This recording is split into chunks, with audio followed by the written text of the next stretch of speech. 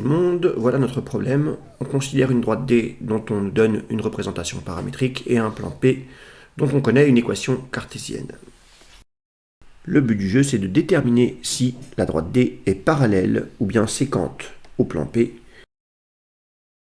Donc la droite D est représentée en noir, en vert, et bien vous avez un vecteur directeur de cette droite D. Le plan P est représenté en vert et en rouge, vous avez un vecteur normal de ce plan P. Donc ici, grâce au logiciel, on voit bien que la droite et le plan sont séquents. Afin de démontrer ça par un calcul, on va effectuer le produit scalaire du vecteur directeur donc de la droite D par un vecteur normal au plan P. La droite et le plan sont parallèles si et seulement si, eh bien, ces deux vecteurs sont orthogonaux, c'est-à-dire si le produit scalaire est nul. Allez, on fait ça. Alors, comme je connais une équation cartésienne du plan P, eh bien, je connais un vecteur normal du plan P. Donc le vecteur n de coordonnées 2, 1, 1 est un candidat idéal. Je connais également les coordonnées d'un vecteur directeur à ma droite D. Il suffit de regarder donc, sa représentation paramétrique. Relisez bien cette partie du cours si ce n'est pas compris. Donc le vecteur U de coordonnées 1, 3, 2 fera parfaitement l'affaire.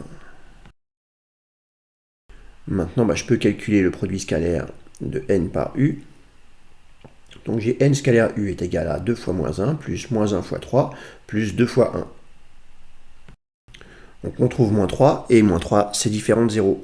Donc maintenant je sais que la droite D et le plan P sont séquents. On ne peut pas avoir la droite D inclus dans le plan P, ni même avoir la droite D strictement parallèle au plan P. Maintenant que je sais que la droite est séquente au plan, il ne me reste plus qu'à rechercher les coordonnées du point d'intersection.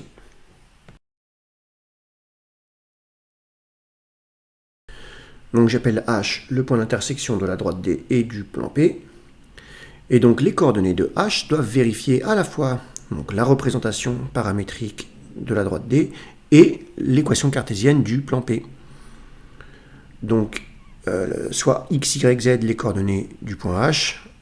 Donc x, y, z doivent être solution du système suivant.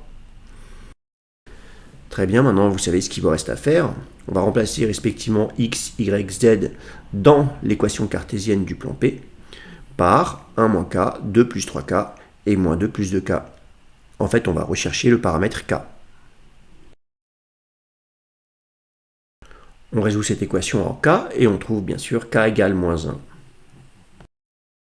Maintenant, attention, il ne faut pas en rester là. Il faut remplacer la valeur k par moins 1 dans la représentation paramétrique de la droite D et on obtient les coordonnées du point H.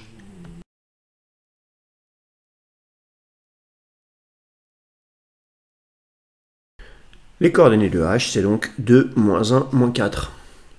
Travaillez bien.